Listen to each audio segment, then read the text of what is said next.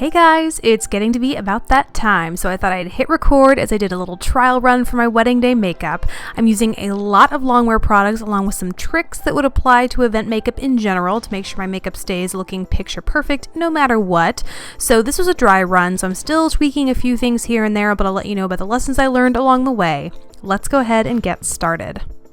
First step here, as always, but especially on a big event day, I am priming my eyes. This is Too Faced Shadow Insurance, and I'm applying that all over my lids, up to beneath my eyebrow, as well as my lower lash line. Then moving on to eyeshadows, this is the Charlotte Tilbury Vintage Vamp Quad, and I'm taking the light shimmery pink shade in there and applying it to my inner corner and kind of bringing it to the inner half of my eyelid. Then moving into the second deepest shade in this quad, also known as shade number 2 or the enhanced shade, I'm applying that to the second half of my lid as well as my lower lash line, and I'm blending on my lid portion out kind of to create that outer V and then working it into the crease as well. And once I get that to an intensity where I'm happy, which is basically where it's just going to be enhanced and pop on camera, I go in with a clean fluffy blending brush and I really just spend my time buffing and blending that out in the crease since I'm not using any other barrier shades there. Then I'm moving into the smoke shade in this palette, and it's really just slightly deeper than the shade I placed on the outer portion of my eyelid, which is nice because I don't want too much drama here, just enough, like I said, to really pop and show up on camera. And I'm just using that to slightly deepen my outer corner, and that tapered brush is really going to help zero in on that zone so the rest of my eye doesn't get too dramatic. Then once again, like before, when I have that color to the intensity that I want it in that outer corner, I'll go in with that same clean-ish, now since it's been used, but cleanish fluffy blending brush to help buff and blend all of that out. Then to help brighten my eyes up and hopefully counter any of the red teariness that is bound to be happening the day of, I'm going in with what is a kind of iridescent flesh tone pencil. This is from the brand Lancome, and it is one of their Drama liquid pencils. This is the shade Lame, and I'm just running that in my waterline. Moving on to mascara, no surprise here, I went for a waterproof formula. This is the Makeup Forever Aqua Smoky Extravagant, and I'm giving my lashes just a few good coats of that. Next up are lashes, and these are the MUA Natural Ultra Fine Lashes. Sometimes full lash strips can irritate my eyes, so I went for a half lash with a really thin band since I'm mostly after a little bit more drama or an emphasis on the outer portion of my lashes. They're also personally much faster and easier to apply.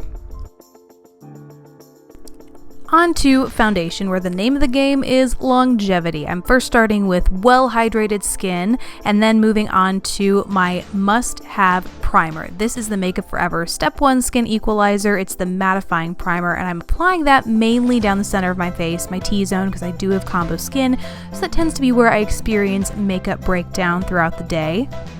Once that's nice and pressed into my skin, I'm going in for some color correcting with the Makeup Forever 5 Camouflage Cream Palette in the shade number 1. First starting with the green corrector.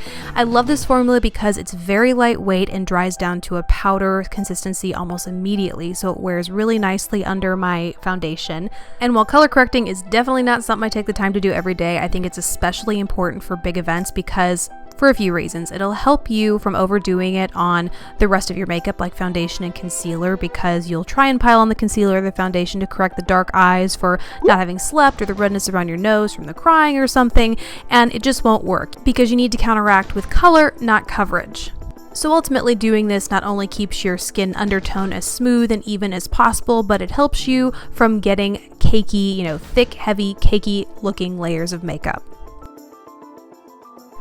On to some illumination prep. To get a really pretty, subtle, lit from within look, I'm actually going in with an illuminator under my foundation. This one is from Estee Lauder, from the Estee Edit collection. It's their Flash Illuminator in the shade Morning Light, and I'm patting that where I would typically apply my highlighter normally. The tops of my cheekbones, down the bridge of my nose, my Cupid's bow, kind of along my brow area, and then I'm going in with a stippling or a duo fiber brush and blending all that out. Moving on to foundation, here I am applying the Charlotte Tilbury Magic Foundation, and I am in the shade 4 or Fair. I love this for my everyday go-to. It has completely full and buildable coverage, but it still feels very lightweight and comfortable on the skin, and it has a matte finish, which is going to work really well for my combination skin in helping it keep that excess shine at bay. That being said, after filming this, I realized that this guy has an SPF of 15 and it uses a physical SPF, which means that I can run the risk of having a flashback under flash photography.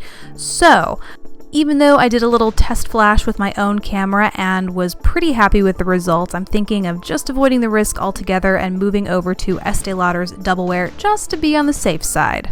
The other thing I considered when thinking about changing up my foundation was going to airbrush because I love my Temptu AirPods, but they don't give me quite as much versatility when it comes to changing up my shade if I need to, and I'm going to be by the beach in the days leading up to the ceremony, so in the event I get a little bit of a tan, even in passing, I feel like I need to be able to change up my foundation to perfectly match. So even though I'm not using it here, I wanted to mention that I'll definitely be packing my Cover FX custom cover drops just because I can put 1 drop, half a drop, whatever I need to in just to get that exact perfect shade.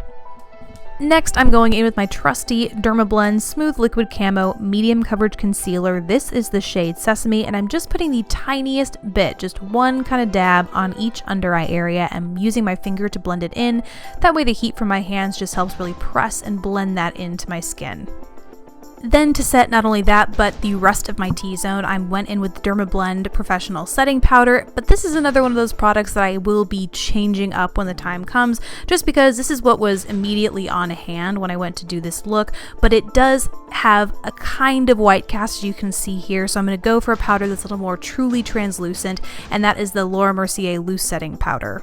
On to contour, or really what is more of a subtle bronze. I'm not going full on contour, but this, I'm sure you can see which shade I'm planning on using, is the IT Cosmetics My Sculpted Face Kit, and I'm just taking that same tapered brush from Sigma that I used to set my under eye area, and I'm using that to kind of half contour, half bronze as well. So I'm just running that in the hollows of my cheeks, along my jawline, and up into my temples. Moving on to blush, I picked NARS's Deep Throat because it has a really soft pink that complements the kind of burgundy pink in my eyeshadow nicely without completely overdoing and overwhelming the look.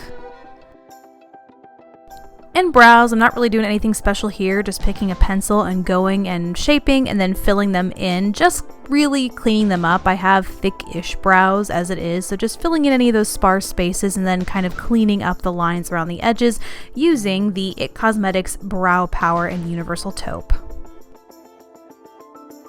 I am applying a little bit of highlight over top, even though I did do an underlayer of it. This is the Physicians Formula Natural Nude Highlighter, and just to make sure things don't get too heavy, I'm using a fan brush here. That way I still get a really healthy natural glow, but it's not like going to blind anyone in attendance. You know what I'm saying. Finally, we are finishing everything off with the lips. This is Urban Decay's 24/7 Glide On Pencil in the shade Naked 2, and I am lining and filling that, not only to create a nice crisp line for my lip look, but to also act as a sort of foundation or glue to help hold on to the lipstick that I'm going to apply later.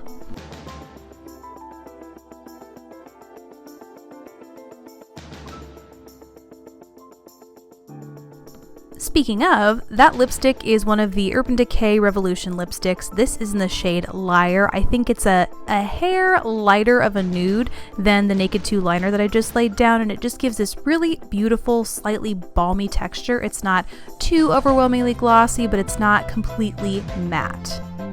So that's it from me. Thank you guys so much for watching. Really hope you enjoyed the creation of this look, and would love to hear if you have any tips for long-lasting makeup, wedding makeup, event makeup, anything you got. Would love to hear it in the comments below.